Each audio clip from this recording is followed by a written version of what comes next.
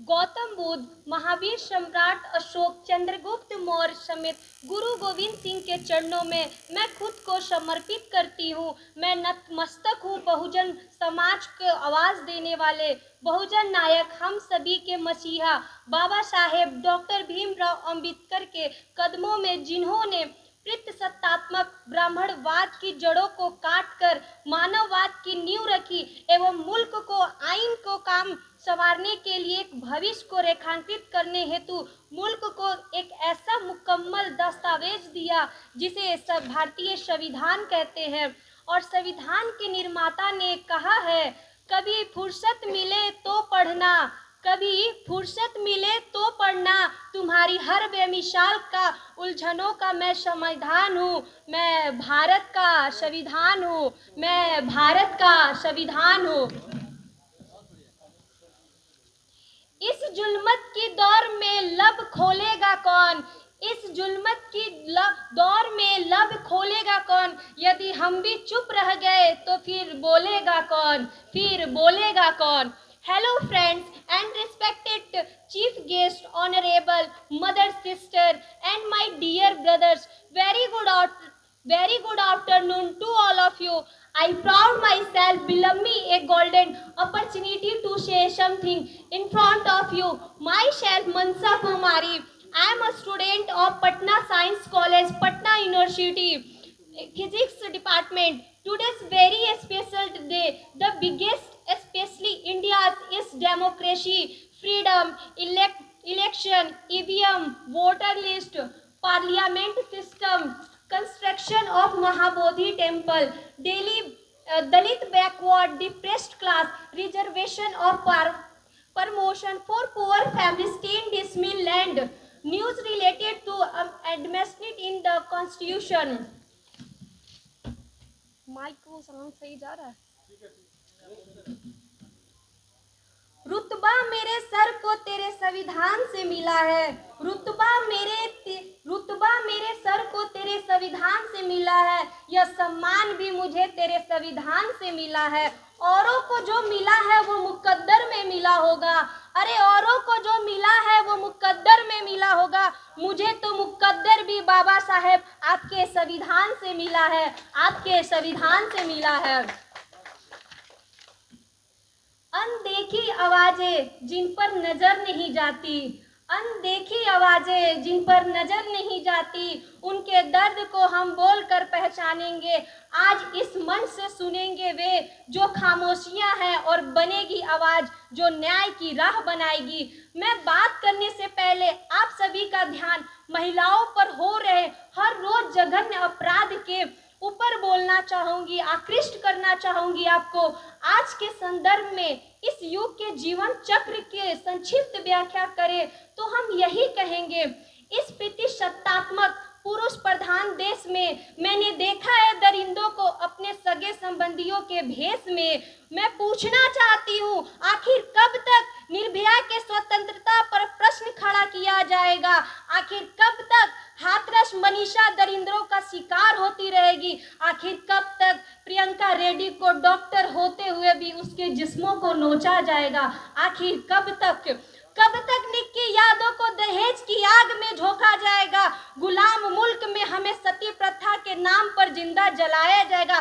कभी breast tax के नाम पर हमारे अंगों को ढकने नहीं दिया जाएगा, तो कभी दहेज के कर्ज के लिए आत्महत्या करने के लिए हमें मजबूर किया जाएगा। मेरे लोगों, ये सारी कुरीतियां हम महिलाओं ने नहीं गढ़ी है, पुरुषों ने गढ़ी है। अब लड़कों मर्दों को बदलना होगा, क्योंकि मारता कौन है? मर्द।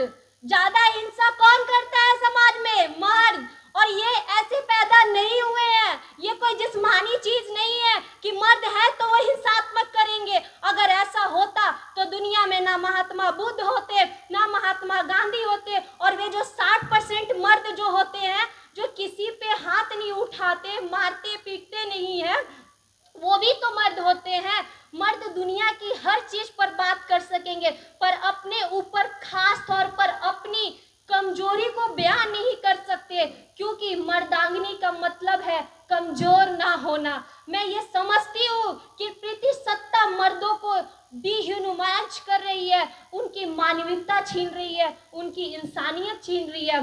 कहने को तो मुल्क आजाद है, देश में संविधान लागू है, परंतु आज इस मंच से स्वतंत्र आवाज में मैं मनसा कुमारी कहना चाहती हूँ, जो पाबंदी बंदिशें घर की बहन बेटियों पर लगाते हो, जो पाबंदी घर की बहन बेटियों पर लगाते हो, यदि घर के बेटे को लगाओगे तो सही सोच, सकारात्मक विचार उस बेटे के अंदर डालेंगे तो यकीनन देश का हर बहन एवं बेटियां महफूज हो सकती हैं। वो कहते हैं ना, बेटी कदम से कदम मिलाकर चल सकती है, जिस साँचे में ढालोगे वो उस साँचे में ढल सकती है। जरा बेटे के वहम को हटा कर तो देखिए, जरा बेटे के वहम को हटा कर देखिए, बेटियां भी दुनिया बदल सकती है, बेटियां भी दुनिया बदल सकती है।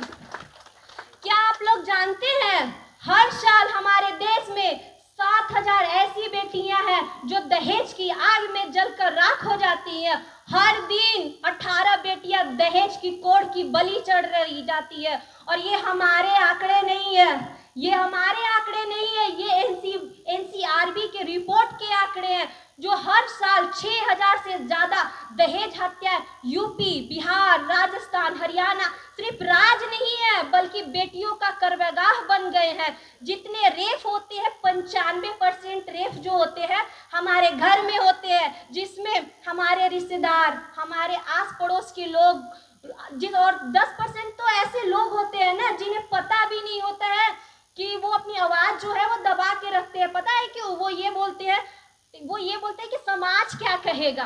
अरे तुमने ही कुछ गलती की होगी, तुम्हारी ही कोई कमी होगी। वो ऐसे पेरेंट्स होते हैं ना जो अपनी बेटी के हक के लिए आवाज भी नहीं उठा सकते हैं, अपनी बेटी के हक के लिए आवाज भी नहीं उठा सकते। अकॉर्डिंग टू यूनाइटेड नेशन 53,000 महिलाओं ने 2023 में अपनी जान गंवाई, जिसमें उनके प्रेमी ने, पति ने, एक्स पति ने मारा। एक ड्रम में एक मर्द मिल गया तो मर्दों में इतना होड़ मच गई। एक ड्रम में एक मर्द मिल गया तो मर्दों में इतनी प्रॉब्लम हो गई। तो इसलिए एक एक्सेप्शन, एक अतुल प्रसाद, एक मुस्कान, एक सोनम के केस में लोगों का नाम जल्दी याद आ जाते हैं, उन्हें डर लगने लगा है। पर ये घटनाएं बताइए जरा आप लोग, कितनी घटनाएं हैं? 5 से 6 घटनाएं हैं, पुरुषों में इतना डर हो गया। साथ ही लेकिन हजारों साल से आप देखते आ रहे हैं महिलाओं के साथ हो रहा है, उनके लिए कोई आवाज नहीं उठा रहा है। बस एक कैंडल मार्च लगा देते हैं और फिर कल दिन सब लोग भूल जाते हैं। बस कैंडल मार्च ही नहीं, हमें भी न्याय चाहिए। हमें भी हम लोगों को ये बोल दिया जाता है कि all man are not all man, और हम उसी के विश्वास के साथ हम अभी भी शादी के लिए तैयार है, जबकि हजारों साल से हम लोग के साथ हो रहा है। फिर भी हमारे अंदर एक विश्वास है, सारे मर्द एक जैसे नहीं होते, अच्छे पुरुष भी हैं और हम उस अच्छे पुरुषों की खोज में हैं। बट 10 केसेस में पुरुष समाज इतना डर गया जाएगा, आई डोंट नो प्रॉब्लम किसमें है।